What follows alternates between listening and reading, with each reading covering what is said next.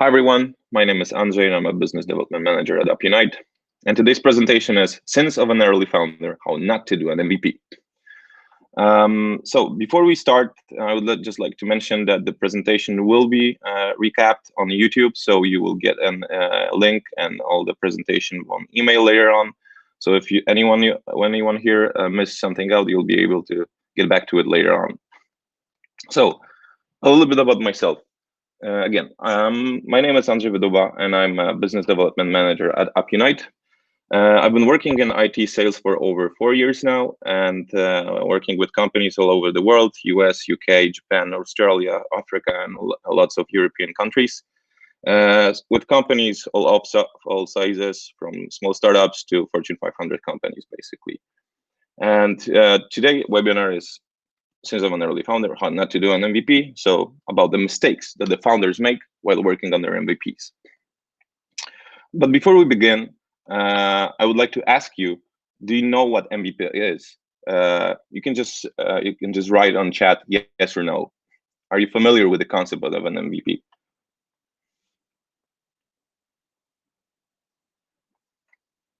Great.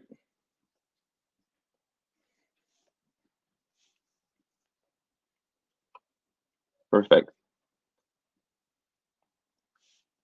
Okay, guys. I see that a lot of you are familiar with the concept. So, but for those who are not, I have a brief description just so we're all on the same page. So an MVP is a product that consists of minimum amount of features required to go live and start iterating on it. I have three quotations for you today. So two are from Eric Ries and Steve Blank, so the people that coined the term, and one is from Wikipedia that I guess everyone should know. So the first one says that MVP is a version of a new product which allows a team to collect the maximum amount of validated learning of the customers with the least effort. I think that the least effort here is a very crucial part of that sentence, because that's basically what it's all about. You should put the least effort possible in order to validate your idea. And the second one, you're selling the vision and delivering the minimum feature set to visionaries, not everyone. And again, an important part of this sentence is not everyone, because you'd focus on a single target. You should target a group, a specific group, and not deliver it for everyone, because it's just going to be more difficult to gather feedback and then process it. And the last one, an MVP is a version of a product with just enough features to satisfy early customers and provide feedback for future development. So I think this one is pretty self-explanatory. If you would like to know a little bit more about the MVP and get into details, later on we will send a recap of and a link to a recap of webinar by our CEO, where he basically covers the whole MVP, what it is, and in detail, so you'll be able to look it up as well. So now I think that since most of you should already know at least the basic concept of an MVP, we can move to the main part of the presentation and start with the sins. So sin number one, no market research.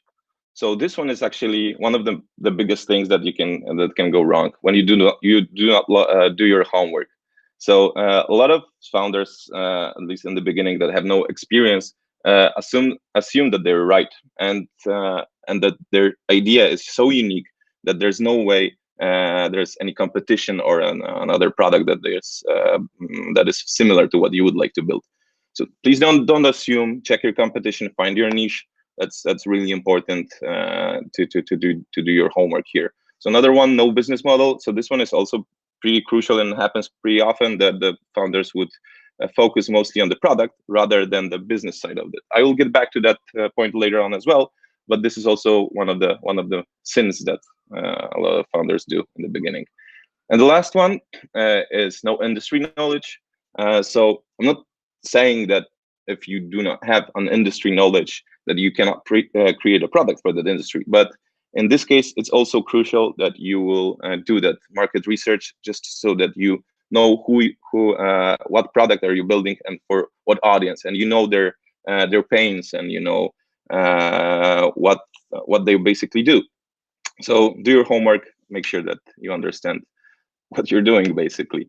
So here are some solutions that you could look into, just to make sure that that doesn't happen. Ask people around around you for feedback. So that's one of the easiest one, I guess. So you can ask your family, your friends, even before you start working on that MVP and start putting in any budgets and working and doing anything with that. You can just ask your family, your friends, whoever is around you, and you'll be surprised with the amount of feedback that they will be able to provide you with. Valuable feedback that will probably resolve some doubts that you may have in the beginning. And don't be afraid of disclosing your idea. There's a chance, almost 100% chance, that someone has already thought of that and someone's already working on a solution for the problem that you found.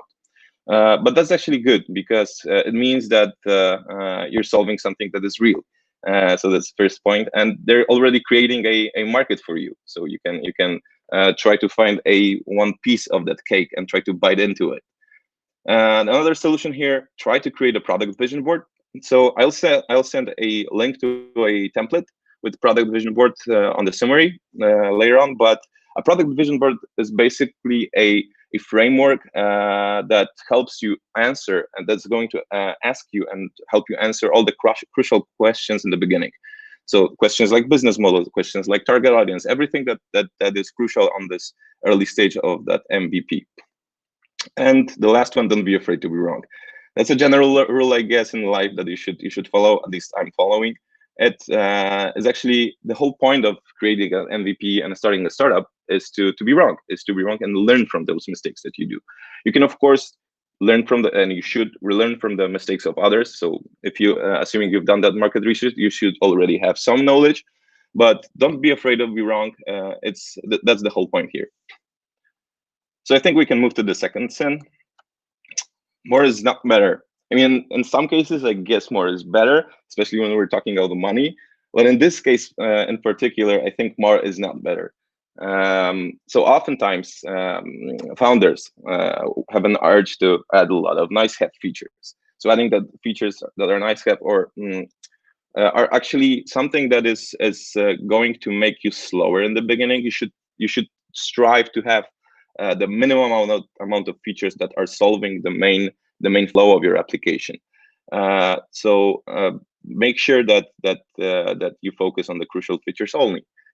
Then trying to satisfy everyone. I already mentioned that during the brief description of an MVP, but you know the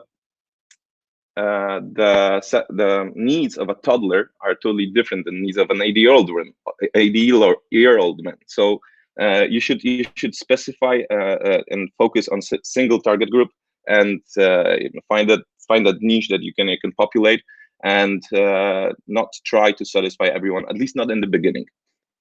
And the last one here: polishing already working features. So I know that many of the founders dream about a perfect product that they're going to create. But if you have a product that is already working on its MVP stage, and this really doesn't make much sense to polish it to just look better, or have some extra stuff. The whole idea here is to validate your idea. The longer the more time you take to polish it, the more time it will take to go and validate it. So if it works, then go and start validating that. Here's some solutions that you can look into. But again, so focus on crucial functionalities only. So let's say you have an e-commerce app for selling bags, let's say. And so crucial feature for that would be the flow of the listing, then the checkout, payment, maybe login and sign up. That's all. You don't necessarily need favorites, for example, or other categories. Just focus on the first one and execute it, do it well. Just do the one thing well and go out to the market. Let's see how people react with it, gather that feedback. Then the second solution: if something seems too big, rethink it and downsize it. And this one is a little bit connected with the third one here, prioritizing your work. So an MVP usually would take around 3 months to build, sometimes less, sometimes slightly more, depends on the project. But it's good to use tools such as Jira, Trello, Asana to organize your work. You can create the whole scope, and you will be able to see it, how globally it looks. And if you see a feature or something that will take 30%, 40% of your time working on, then it maybe makes sense to downsize it a little bit. Thanks to those tools that I just mentioned, you can do it easily and prioritize your work. So Let's say you have a feature that you know is going to be valuable, but it's not necessarily needed in the beginning. Thanks to those tools, you can move those features for later releases, just not to forget about them and focus on the first one. So that's also pretty crucial here. Again, Jira, Trello, Asana, there are plenty of other project management tools that you can use that I highly recommend. Okay, so we can, I think, move to the next one. Sin number 3, major or multiple changes. So many changes make you slow and error prone. So I like to think of an MVP that you're kind of in assumption mode, assumption phase. So you've done your research, you know what you would like to solve, you start to work on that product. But until you get to the market, until the real users start working on, start using it, you're kind of staying and you're assuming that this is going to work, and it might turn out that it won't. So you should focus on going to the market as soon as possible and leave that assumption mode, because it's kind of like betting, a little bit like poker, I would say.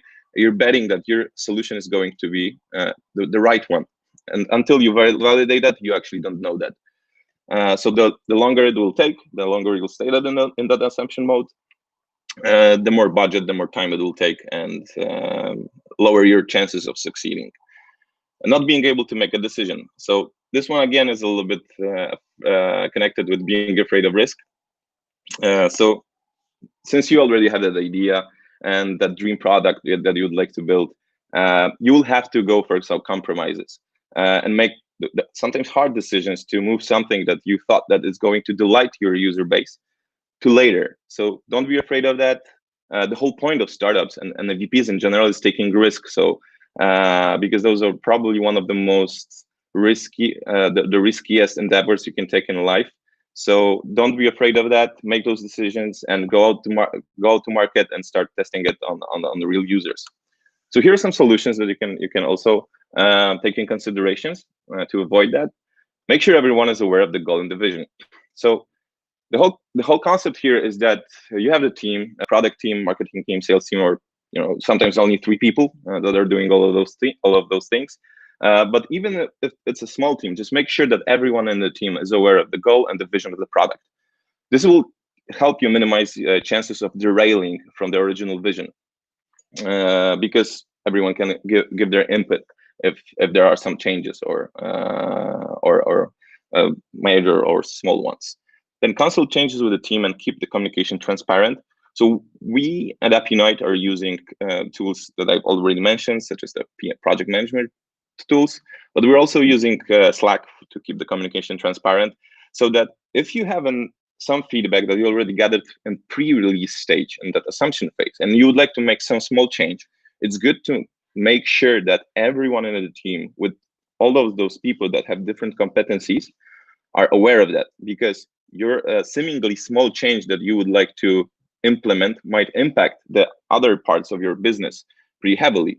And you might end up basically reworking the whole thing from scratch if you don't keep that communication transparent and not give enough free space for input from the other team members.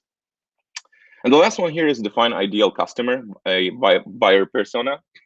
So this one is also pretty good thing to do. It's you can think about what's your, if you already know your target group, you can define the buyer persona, the person that's going to most likely to buy and use your product. And on the early stages before you release and after the release, once you gather that feedback, you can kind of filter that feedback through that buyer persona characteristics. This will help you manage those changes and in the most efficient way, so that you can focus on the most important ones, leaving the less important ones for later on. Okay, there's actually a pretty nice persona maker by HubSpot. I'm going to share the link later on as well in the email, so that you can check it out and see whether you can build a persona like that by yourself. Moving to another one. Sin number 4, it'll sell itself. No, it won't. So the whole clue here is that some founders do believe that if their product is good enough, it's going to sell itself. And you're basically a startup and MVP, you're running a business. And If you don't have a business plan and you don't know how to execute it, then things might go wrong. And one of those signs that some founder thinks this way is that he's hoping that a product will grow organically from day one. And I would highly recommend to rethink that and focus on the business side of your product as well, because it's as important as the product itself. And the second one, lack of skills in a strategic business area. So when let's say you're good at marketing, but you're not good at sales, or you're good at sales, but you're not good at product development. So that's another one that of course, the founder should be kind of a generalist and be able to dive into some details of each part and each area of the product development. But at some point, even early on, some additional skills that you could excel with would be definitely helpful. So here are some solutions. The first one being find a co-founder, a partner that will fill in the gap. So this one is actually exactly like mentioned. When you're good at marketing, but you don't have not necessarily sales skills, you can find a co-founder that's going to fill in that gap and help you grow that product better. If you don't have a partner for technology, you can use an agency like the one that we have, or find a CTO that's going to help you with that. And another one here, user customer interviews. So this one is actually pretty easy and basic, but it works. So you can create a couple of questionnaires using tools such as Google Forms or SurveyMonkey, and reach out to your early adopters, to the early users, the target group that you defined early on, even before the MVP is ready, and ask questions, gather feedback, and you'll learn quite a lot and possibly build some awareness around your product already. And there's another one here, landing page. That's something that we use quite often, and we know it works as well. So build a simple landing page that explains the whole idea behind your product, and have an option to sign up for the beta version. So this will not only help you to gather the early user base, but make aware, basically make it easy for everyone to access what you're about to build. And another one here, social media campaigns. So assuming that you have the target audience, you should already be able to tell where are they spending the most time at. So whether it's Facebook, Instagram, TikTok, LinkedIn, or other platforms. You can create a pretty simple campaign and redirect those people from that campaign to the landing page, and then that's how they would become your early adopters. That's also pretty basic, and but it works in the beginnings when there's a lot of things to do. Those are really good foundations to start off with your business. And the last one is pilot program. And so the pilot program is actually divided into two approaches here. So the first one is for when you're doing a product for B2C. So when you try to sell or target the customers directly. So your pilot program will be basically a group of testers. You can define and build that group of testers in the beginning that they will release the MVP for, and then gather feedback from them. And the second one is B2B. So when you're creating a platform for other companies, so it's also good to do that market research. It's basically the same type of market research, but instead of people, you would be approaching companies directly. Pitch the idea, try to reach out to them, see whether they would be interested.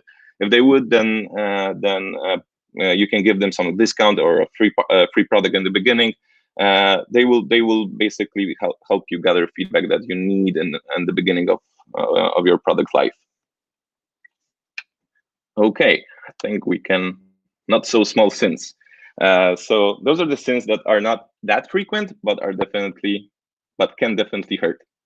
So here I defined two of the the small ones, pushing for deadlines. And it's more about flexibility because of course you have a scope that you defined in the beginning, and let's say you agreed with the team for 3 months of the delivery, and you start to see that it's not that there are some delays and they're probably not going to make it on time.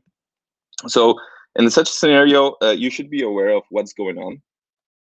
And you should stay flexible when it comes to those deadlines, because keeping the deadlines just for the sake of it will make your product more error prone. The team will have to crunch it, and will probably go for some workarounds that will hurt later on and will slow you down on the early phases of it, of the life of your product. So but what's important here is to keep everyone in sync, so that you understand why the deadline has to be delayed, what is happening, and what's the plan for that. Be sure that everyone stays in sync, just like I mentioned earlier. It's really important here. And lack of involvement, this one is one of my favorite ones, I would say. So you have a founder that was dreaming of building a product for a long time, and finally he is able to do it. And once he starts working on that MVP, he suddenly is not available. You see that he's not involved enough in your product, and in his product. And it usually happens due to the fact that many founders have some regular jobs, do other things, and this is something that they would, it's their dream, and they're trying to do it off in their off time. But it's really important, and it's probably one of the worst things that you can actually do, that you're not involved in the early stages of your product, because this basically is MVPs and startups in general are pretty time consuming.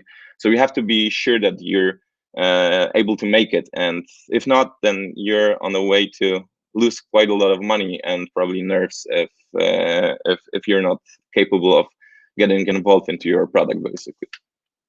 Okay. So I guess that's about it.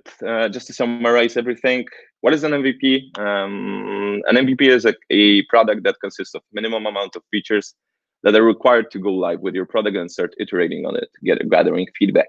So number one, no market research. So do your market research. Remember about defining target groups, about your competition. Basically, you need to understand what you're doing.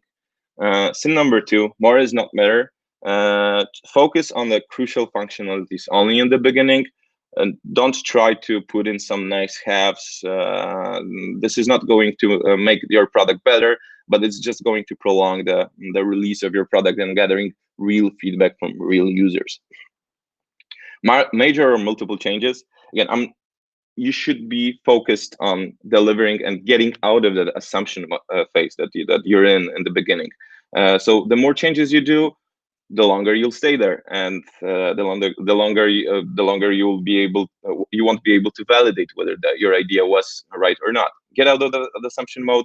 Do some small changes. That's totally fine. You can do major changes, even pivot the product later on. But in the beginning, try to go and validate that idea as soon as possible. The fourth one, it's sell itself. Again, no, it won't. Don't forget about the business side of the product. It's as important as your product. It's so remember about marketing, remember about sales, about reach. There's so many information that we're being bombarded with at the moment that it's really easy to for your users not to even notice that you've built something. So if they won't know it, it doesn't. If you wouldn't have any user base in the beginning, it might be due to your bad business plan, not necessarily that your product is bad. And the two last ones, not so small sins, pushing for deadlines, stay flexible, make sure that everyone's aware of what's going on and why it's going on, and lack of involvement. So if you don't basically have time for building an MVP and starting a startup, rethink it. Make sure that you're up for that, and you have time for that, because you don't want to lose money and your product to fail. So I think that would be all. That was thanks for joining, and I hope that you enjoyed the presentation. Do you have any questions for me? Oh, a lot of questions. That's good. Why is your MVP quite expensive for startup? Why is our MVP quite expensive for a startup? I think you mentioned our MVP as our company. I think if so, I mean it depends, of course. The expensiveness depends on what you do. There's a lot of companies out there that will take quite a lot of time to build that MVP. I think that our approach here at Appunite is a pretty straightforward one, and we actually try to make sure in the beginning with the project discovery workshops that we create for our clients, to make sure that your product has the highest probability of succeeding on the market. Oh, that's quite a lot of questions here. Let me unroll my. Oh, how do you efficiently handle MVP or product management in a B2B, B2C scenario where you do not necessarily understand the business target and the customer space, but the second B business is your target market? Do you make an assumption or guess of who their target market is in the customer space? Well, basically the how we handle that is that we try to give tools and our experience to the founder so that he can do it, because we do not take, as a company, we do not take the business side of a project on ourselves. We just try to maximize our efforts so that you can focus on the business, and we will help you with the technology. We have plenty of tools and plenty of things that we already worked on, and yeah, basically we can help you be the most knowledgeable about the target that you're going to about the market that you're going to target. Hope that answers your question.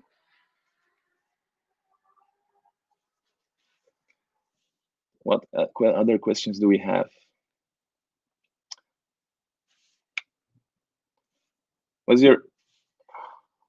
Just a second. How to prepare a solid market research? So when it comes to solid market research, in the beginning, and don't get me wrong, the tools and the approach that I mentioned in the presentation are the basic ones. So I would start with that product vision board, and that is going to ask you the questions that you need answers for in order to start. But if you would like to have a solid market research, I suggest to get someone that has knowledge with that. Get a partner. If you don't have that competency, search for someone that can help you with that. But start with the product vision board. That's a really cool tool in the beginning.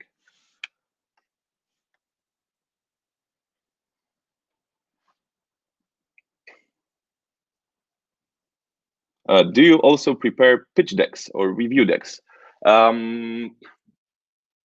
We do prepare pitch decks or review decks, but for our purposes, not for the purposes of our clients. We can definitely help with that, but with the preparation of those decks. But essentially, the pitch decks will be run by the founder, so he should be the one who knows it the best and can sell the idea. Or do you make introductions to investors? We do not. Usually, we do not make any introductions to investors. That's not our specialty. I would say we're specialized in building those MVPs and helping you build that tech side of the product and make sure that it stays competitive and sellable.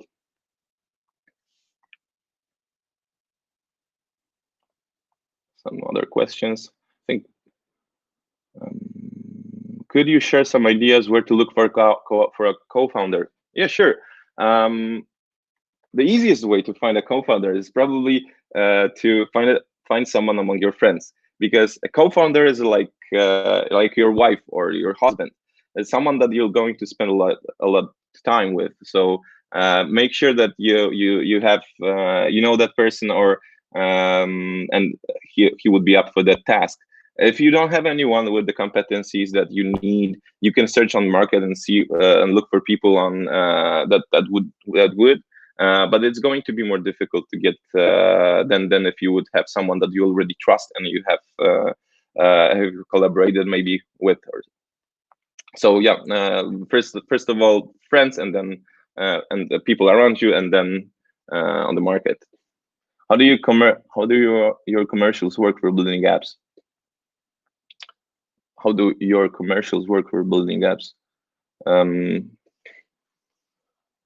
could you be Jacob? Could you be more specific? I don't think I get that question. How do your commercials work for building apps? Um, I'm sorry, I'm not sure if I get the question. I mean, commercials work for building up apps. Are you asking about the our efficiency and marketing, or?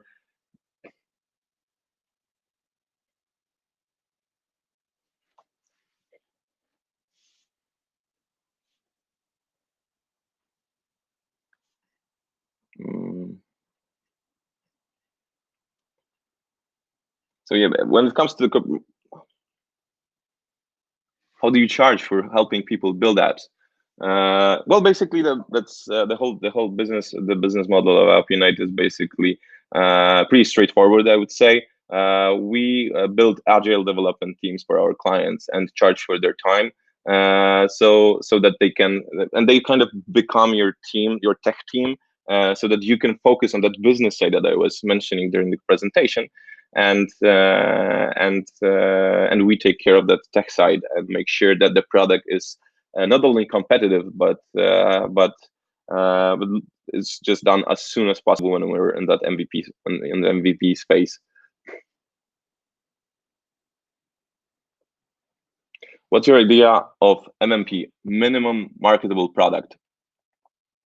Minimum marketable product. I would say that my idea about that would be something that, because an MVP is something that does not have to look nice. Just has to does a job, and you can work on that. And if you're about to market it, then I would say that it depends on the product that you're building. And in such scenario, I think that you should be able to cover some of those nice features and do it a little bit later on. This is going to market is one thing, but marketing your idea on a larger scale requires a little bit more fidelity when it comes to the product itself. So I would say that it requires some refinement. Just make sure that the product is covers some edge cases, because in the beginning, when you're building that MVP, then there will be some edge cases that won't work, or there will be some things that you haven't considered.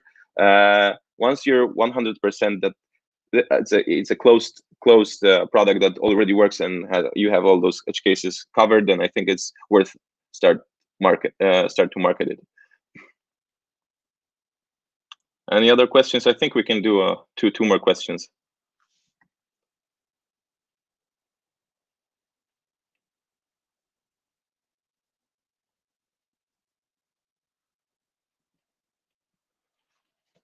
2 months of development, 3 months of development of MVP is industry standard or company standard?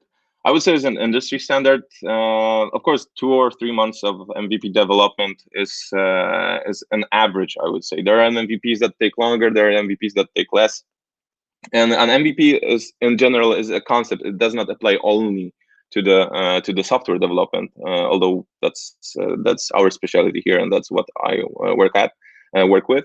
But yeah, I would say 2 3 months to cover all the cases, to make sure that the product makes sense. So starting with project discovery workshops, going through all the necessary things in the beginning, just to make sure that the products make sense and you can sell it then, and testing that, and making sure that once you release it, you will be able to gather that feedback. Takes around 2 to 3 months.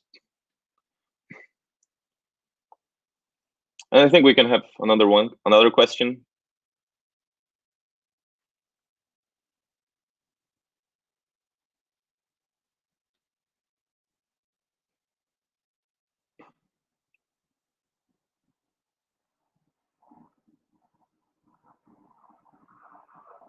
see that someone's writing, so let's wait for that, and that will be the last one today.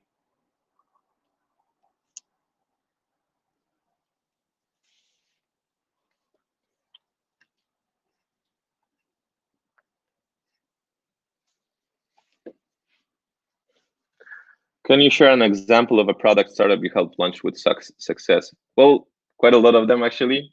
But one of uh, the ones that I'm probably the most proud of would be, well, there are so many of them. It's difficult to choose just one. We had multiple cases in which our MVP approach worked.